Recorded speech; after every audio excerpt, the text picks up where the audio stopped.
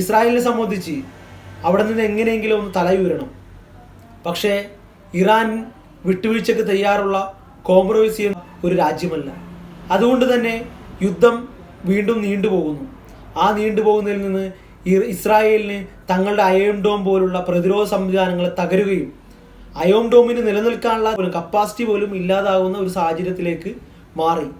തുടർന്ന് എങ്ങനെയെങ്കിലും അമേരിക്കയെ ഇടപെടിപ്പിക്കണം എന്നുള്ള ഒരു താല്പര്യത്തിലേക്ക് ഇസ്രായേൽ സീരിയസ് ആയി മാറുന്നു. അമേരിക്കയെ സംബന്ധിച്ച് അമേരിക്ക ഒരു വലിയ കനത്ത പരാജയത്തിൽ നിൽക്കുകയാണ്. ആ പരാജയം ഒരുപക്ഷെ അമേരിക്ക ഉയർത്തിവിട്ട പ്രൊപ്പഗാൻഡ വാർ ഉള്ളതുകൊണ്ട് ചർച്ച ചെയ്യപ്പെട്ടില്ല എന്ന് പറയാം.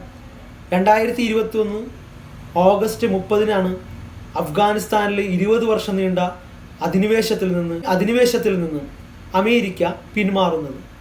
യഥാർത്ഥത്തിൽ സെപ്റ്റംബർ 11 പിന്മാറാമെന്നായിരുന്നു അമേരിക്ക താലിബാനുമായി അഫ്ഗാനിസ്ഥാനുണ്ടാക്കിയ കരാർ.